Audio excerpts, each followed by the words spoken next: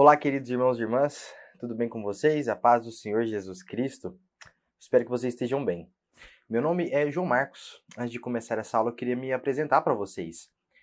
Eu sou filho da missionária Fernanda, quem dará a próxima aula para vocês e quem provavelmente está dando aula para vocês presencialmente, ou você que está distante assistindo pelo Meet hoje.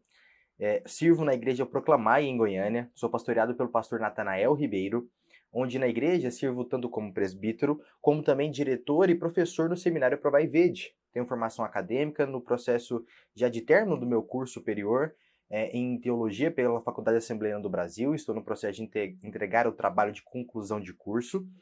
Não só isso também, como já iniciei a minha graduação em publicidade e propaganda pela Ampli Online. Então, estarei com vocês aqui hoje para poder explicar um pouquinho sobre a dinâmica de comunicação com essa nova geração. Muitas vezes a gente está trabalhando com crianças nas nossas igrejas com uma perspectiva um pouco equivocada, sempre tratando sobre a nossa infância, como a gente acredita que deveria ser hoje, do mesmo jeito que era no passado. Só que o mundo mudou e a maneira que as nossas crianças estão consumindo tudo que esse mundo tem provido a elas é muito diferente como você consumia, a maneira que consome informação, a maneira que consome os conteúdos digitais. Tudo isso é muito diferente do mundo em que você nasceu, como você brinca, como você se socializa. Para isso, a gente precisa entender um pouco mais sobre o estudo sociológico acerca das gerações. E esse é o meu propósito com você aqui nessa aula. Mostrar para vocês um pouco sobre esse desenvolvimento desse estudo sociológico acerca das gerações e, através dele, você ter mais clareza na hora de elaborar um estudo, um sermão, para poder ensinar e ajudar as crianças da sua comunidade local no seu trabalho missionário. Ok? Então, vem comigo.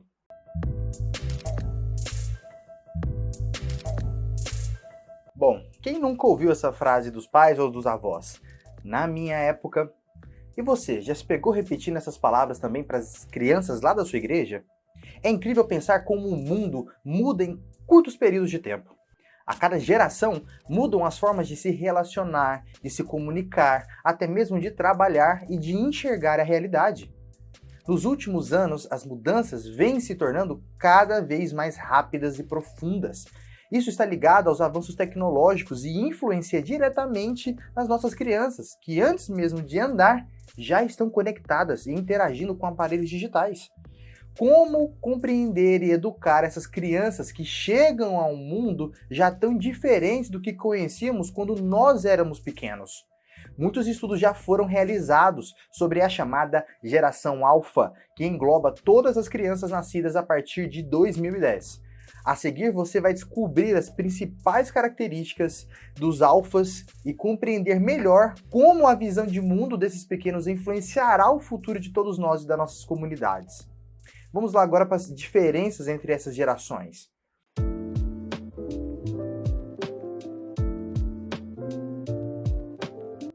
Para começar, é importante entendermos o que significa geração. Em geral, essa palavra se refere a um conjunto de pessoas nascidas em determinadas épocas. Por terem nascido em um mesmo contexto cultural, social e econômico, essas pessoas compartilham muitas características em comum. No século passado, as gerações foram divididas com base em acontecimentos históricos marcantes e acostumavam-se ser recortadas em períodos de 25 anos. Entretanto, o avanço da tecnologia fez com que as mudanças se tornassem cada vez mais rápidas e, por isso, hoje a duração de cada geração é bem menor. A partir de agora, você vai conhecer as principais características de uma geração para compreender melhor a diferença entre elas e a geração alfa.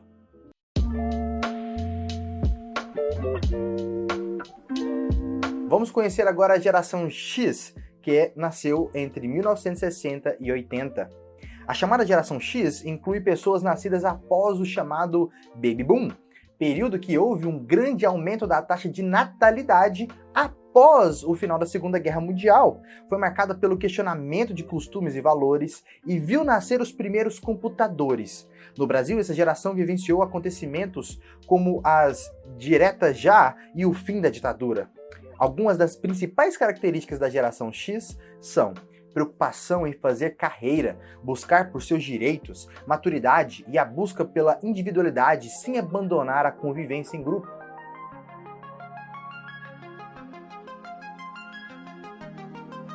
Uma vez que entendemos isso, vamos agora estudar e aprender um pouco mais o contexto da geração Y, que são os nascidos entre 1980 e 95.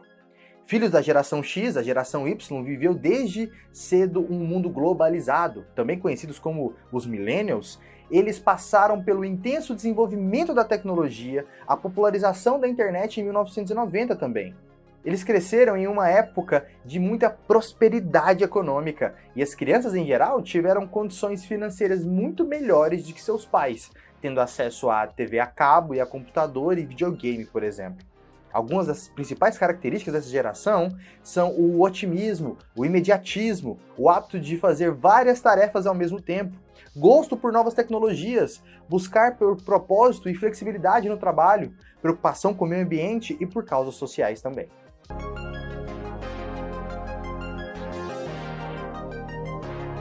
Entendendo isso, vamos para a geração Z, que é a minha geração.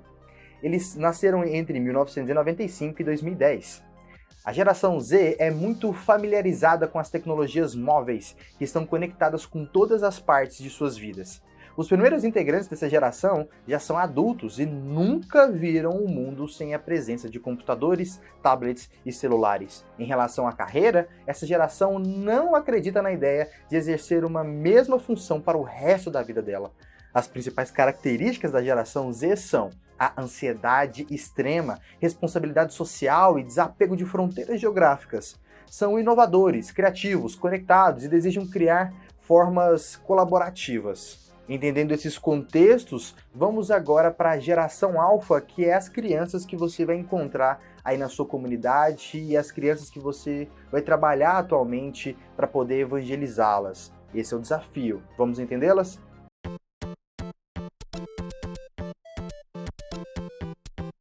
A geração alfa, uma nova visão de mundo sobre eles. As crianças nascidas a partir de 2010 formam a mais nova geração, a chamada de geração alfa. São os filhos da geração millennial, já pertencem a um mundo tecnológico e conectados desde os primeiros meses de vida, sendo conhecidos como nativos digitais. Para a geração alfa, não existe mais separação entre o digital e a vida real. Isso faz com que tenham novas formas de se relacionar, de aprender e de experimentar o mundo à sua volta. Uma das características da geração alfa é perceber que a geração alfa é a mais influenciada pela tecnologia até agora. Seu marco de início em 2010 se deve ao lançamento do primeiro iPad. Desde então, os pequenos interagem com o mundo através da tecnologia praticamente desde seu nascimento. Essas crianças se sentem mais confortáveis navegando com o tablet ou falando com um assistente de voz do que a maioria dos adultos de hoje. Outra característica da geração alfa é ter nascido de pais mais velhos, em geral em unidades familiares menores, com lares com somente um filho, por exemplo, com a rotina bem corrida. Aproveitar cada momento juntos é essencial e por isso estão se fortalecendo as relações de troca entre pais e filhos. Na verdade, os alfas valorizam muito mais a experiência do que com objetos e bens materiais. Eles querem inventar, interagir, se conectar sempre. Em geral, são crianças atentas e observadoras. Muito se fala sobre os alfas serem a geração mais inteligente de todas. E essa percepção se deve, em parte, por essas crianças estarem inseridas em um ambiente com estímulos constantes. A tecnologia, as múltiplas telas e a conexão 100% do tempo faz com que os alfas sejam bombardeados com estímulos visuais, sonoros e interativos em qualquer lugar e momento. Isso gera uma aceleração no desenvolvimento de certas habilidades, como fazer mais de uma tarefa ao mesmo tempo e estabelecer conexões entre diferentes assuntos. Mas, por outro lado, pode prejudicar outras capacidades, como a concentração e a paciência. Mais livres, versáteis, questionadores e hiperconectados, a geração alfa chegará a 2 bilhões de pessoas no mundo em 2025 e promete trazer mudanças ainda mais profundas para a sociedade. Vamos ver agora um pouquinho mais sobre a visão de mundo dos alfas. Tudo ao redor dos alfas, começando por seus pais, está constantemente conectado à internet. A tecnologia é uma extensão da sua vida e se tornou a principal forma de conhecer e interagir com o mundo. A principal mudança da geração anterior para essa é que os alfas não veem mais os dispositivos digitais como ferramentas. Ao invés disso, enxergam a tecnologia como parte integrada de suas vidas. Ou seja, para eles é impossível imaginar um mundo sem ela. Dessa forma, a separação entre o mundo físico e digital não faz mais sentido na cabeça deles. Uma outra mudança fundamental na visão de mundo dos alfas é sobre igualdade. Eles enxergam cada vez menos barreiras entre as pessoas, enxergando a diversidade com naturalidade. Para eles, ser diferente é normal. Separações como coisa de menino e coisa de menina caem por terra. Para essa geração em que as crianças apresentam comportamentos menos limitados, para as meninas, o mundo já não é visto somente em cor-de-rosa. Elas se identificam cada vez mais com as características de personagens que antes pertenciam apenas ao território dos meninos, passando a se interessar por temas e estilos tradicionalmente masculinos. Ao mesmo tempo, os pais millennials participam mais das funções da casa e da criação dos filhos, trazendo uma nova referência de paternidade que influencia o comportamento dos meninos. As crianças da geração alfa já nasceram com as respostas praticamente de qualquer pergunta ao alcance de um toque no Google. Um grande desafio para as famílias e para vocês que estão no campo missionário hoje é saber como educá-los em meio a tantas transformações. Como garantir para esses pequenos a diversão e a leveza da infância e, ao mesmo tempo, prepará-los para este mundo novo? É claro que ainda não há uma resposta para essa pergunta tão complexa, mas já é possível apontar alguns caminhos.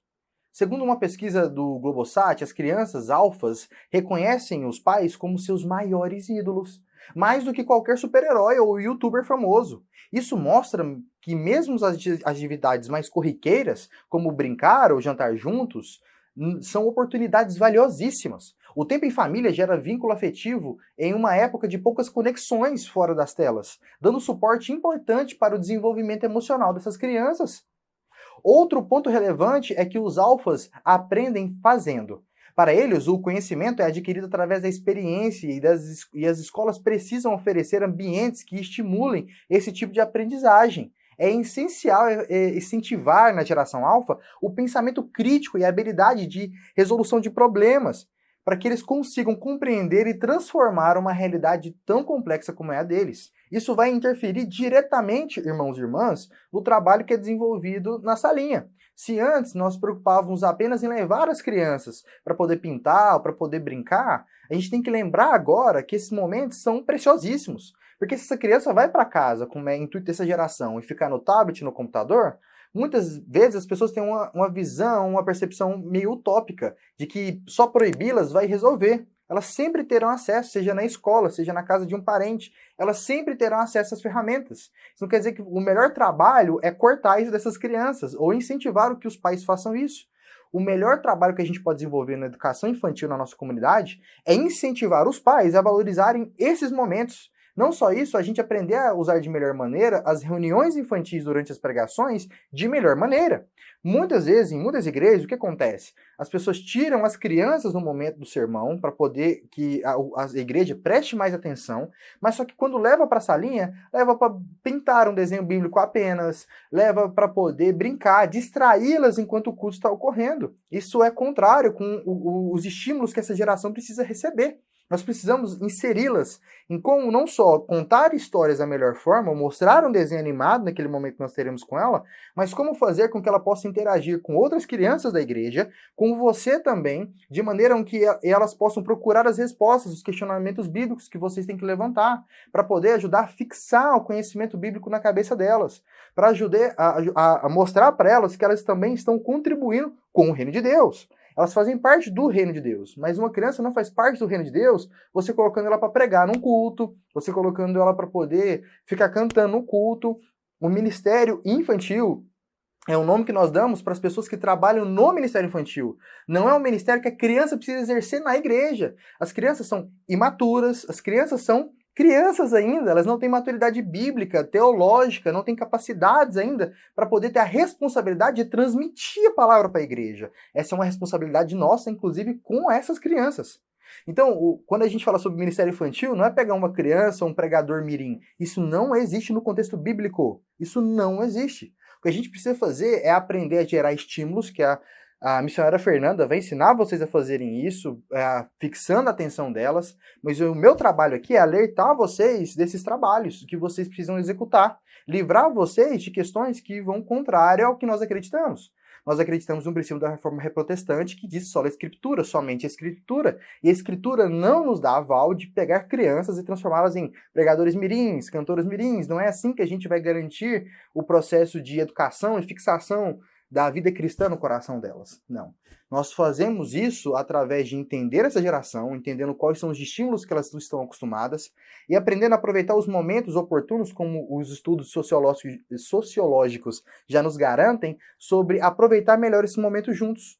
Então, como você pode aproveitar esse momento onde ela está desligada do celular, do tablet, da televisão, lá na sala, no momento em que você retirou ela da pregação, para poder gerar novos laços, para que elas tenham prazer em estar em comunidade, em sociedade, não uma sociedade digital, mas uma sociedade física entre as crianças da igreja, estimular ela através do contato pessoal, não só ouvir que Deus é bom e você deve amar, mas entender os atritos que um coleguinha tem com o outro e estimular eles a verem na prática o que é o amor que Jesus propõe, o que é o amor e a paz que Jesus propõe. Esses momentos que às vezes pode ter de atrito com uma criança ou outra, querendo o brinquedo da outra, não é um momento para você falar não e gritar com eles. Assim, olha, não é assim que Jesus ensina. São oportunidades geradas pessoalmente para você aplicar a palavra de Deus com eles. Ok? Vamos seguindo. Essa geração vai conviver com tecnologias cada vez mais avançadas, de inteligência artificial, por exemplo, e o seu papel no mundo será justamente trazer o diferencial humano. Portanto, habilidades como a criatividade, a empatia e a inteligência socioemocional se tornarão cada vez mais valiosas, devendo ser estimuladas desde a infância. Assim, a geração alfa será capaz de trazer o melhor de si mesma para a construção de um futuro que nenhuma outra geração conseguiria imaginar. Não só por esses estímulos, por essa capacidade cognitiva diferente, maior, superior e melhorada, mas também com a bagagem que nós, da nossa geração, traremos para elas. E o desafio agora no ambiente cristão, da cultura cristã, no ambiente bíblico, é trabalhar justamente usando esses elementos que nós aprendemos agora da geração alfa, sobre como eles são estimulados, como eles se comportam, trabalhar dentro da linguagem dele para que seja acessível a palavra de Deus para eles. O que é contraintuitivo, queridos, na hora do trabalho missional nesse momento, é você trabalhar com o que você aprendeu lá nos anos 2000, como você trabalhar aquilo que você aprendeu em 1995, com a geração Z, por exemplo. Isso não funciona mais para essa geração. Isso é contraintuitivo. Muito provavelmente ele vai olhar para você e vai estar mais interessado lá no celular dele. Como você faz para que ele fique mais interessado no que você está falando? É trabalhar com as dinâmicas deles. Um detalhe que eu quero fazer, um adendo que eu quero fazer, quando eu mostro para vocês as pesquisas, não quer dizer que eu não espero que você se espante, dizendo, misericórdia, isso não é de Deus. Criança simpatizando com tudo que a menina e o menino faz, não tendo mais distância, diferenciação. Esse susto que você tem que levar não é para que você use ele para falar assim, ó, isso não existe, menina, menina, menina, menina. Ele vai crescer num mundo onde pessoas vão sentar com disponibilidade de tempo para ensinar o contrário do que você está falando. Nesse momento, o nosso trabalho, o nosso papel como igreja é gastar tempo falando sobre coisas primeiro do que o contato que eles terão na internet. Gente, pensa comigo. Qual que é o melhor momento para você falar que alguma coisa não pode para uma criança? Depois que ela faz ou antes de fazer? Se você fala assim, não, eu não vou falar nada sobre pornografia, por exemplo, com as minhas crianças, mas no dia que ele acessar, eu vou falar para ele que não pode. Ora, aí você não está respeitando um princípio de Deus mesmo. Em que sentido, João Marcos? Deus coloca a árvore e espera Adão e Eva comer do fruto para dizer que não podia, ou ele diz que não pode primeiro, para depois que eles fazem, eles absorverem agora consequências. Porque todas as ações vão desencadear consequências, e principalmente as ações pecaminosas. O acesso da pornografia, como é o exemplo que eu estou dando agora para vocês, ele vai ocorrer em algum momento com a sua criança com o celular na mão, independente daquilo que você tente fazer ou não. Porque se ele não acessar dentro da sua casa, lá no colégio, o coleguinha que achou legal, divertido, mesmo sem entender basicamente o que é, ele vai mostrar. E qual é o melhor momento para você educar, por exemplo, sobre assuntos de sexualidade com os meninos da sua igreja? É agora. Pegue os dados, por exemplo, e estude um pouco sobre com que idade uma criança sofre um abuso sexual. Muitas vezes, dentro da nossa igreja, a gente está acostumado a falar assim, não, isso é um assunto para quando eles forem namorar. Isso é um assunto para quando fizer 15, 16 anos, 18 anos. Gente, muitas vezes, pelo menos no meu trabalho como líder de juventude durante alguns anos já, São casos em que as crianças foram abusadas entre os 8 anos de idade, entre os 6 anos de idade. E quando você vai falar com eles, isso já aconteceu na vida deles e poderia ter sido impedido se você tivesse alertado, comunicado. Porque se você não levar essa informação para que eles compreendam e entendam que não pode fazer, o que vai acontecer? Essa informação vai vir com ruídos diferentes dos princípios que nós seguimos, diferente daquilo que nós acreditamos, e vai alcançar o coração dessas crianças e o pior, gerar traumas muitas vezes irreversíveis dentro dessas crianças. O que nós precisamos fazer é melhorar nossa comunicação com eles. Se toda curiosidade que é gerada dentro de um vídeo de TikTok, ele pode resolver não perguntando para você mais, mas lá dentro do Google, qual que é a nossa responsabilidade? Entender o que está acontecendo na sociedade e explicar da melhor maneira. Um exemplo para vocês acerca da sexualidade, a melhor coisa para você fazer não é dizer que ideologia de gênero não existe. Porque você fala isso e ignora o fato de que existe para o mundo secular. E se existe para o mundo secular, eles terão paciência para sentar com os filhos da nossa geração e educá-los para isso. Se você só dizer que não existe, alguém vai educar e fazer com que ele entenda que existe sim, e que ele pode escolher a identidade que ele quer seguir. Isso é um caminho contrário ao que a gente está querendo ensinar para as nossas crianças. Por isso, adiantem-se, entendam, compreendam a sexualidade do ponto de vista cristão e não do ponto de vista ideológico cristão, mas do ponto de vista do que as Sagradas Escrituras estão querendo expressar para vocês, para que você possa conversar da melhor maneira, usando as melhores palavras com essa geração, para evitar não só os traumas, mas para que eles consigam entender e andar no caminho do Senhor. Não espere eles errarem para que vocês possam dizer que não pode. Ensine aqui o caminho que eles devem andar para que eles não possam se desviar no futuro, assim como as Sagradas Escrituras nos dizem como fazer. Você deve ensinar, você deve adiantar esse processo de esperar com que ele ouça de outras pessoas, de outras vozes, de outras vertentes e explique a perspectiva de Deus para a vida deles. Gaste tempo com isso, sente com eles. Adiante essas conversas que às vezes a gente achava nas gerações passadas que a gente deveria tardar, porque isso vai chegar e já está chegando muito cedo na mão dos pequeninos. Espero ter contribuído com vocês acerca dos estudos das gerações, que você possa levar e melhorar isso aqui dentro da sua realidade. Não sei o lugar que você está trabalhando com a equipe missionária, mas sugiro que você estude sobre os assuntos. Eu vou deixar para vocês uma indicação. Vocês procurem estudos sobre sexualidade, porque é um tema muito presente da nossa geração. Nossas crianças não estão preocupadas com debate político, gente. Nossas crianças estão no meio onde estão crescendo falando assim, olha, você pode escolher o seu gênero.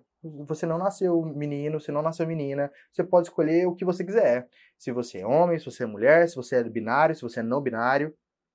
Tudo isso a gente precisa compreender o que pessoas mais maduras na fé já estão trabalhando e ensinando pra gente.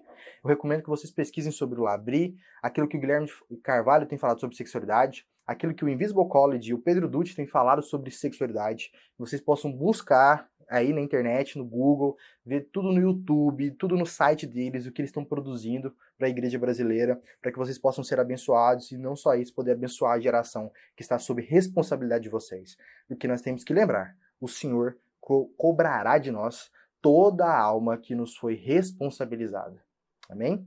Deus abençoe vocês, que eu possa ter novas oportunidades de contribuir com vocês ao longo da caminhada. Um grande abraço, Deus abençoe vocês.